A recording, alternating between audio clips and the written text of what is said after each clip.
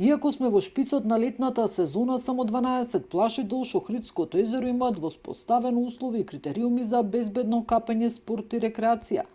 Центарот за безбедност располага со 25 активни спасители на вода, кои се грижат за бројните туристи кои одмараат во главниот туристички центар. Во моментов 12 концесионери се обратиле до нас и распоредени се 12 спасители на Охридското крајбрежје. Тоа се плажите Мизо, Куба Либре, Егоист, Голден Бич, Инекс, плажата Метропол, Белви, Градиште ресторан, Градиште камп, Свети Наум и базените Юники градскиот базен.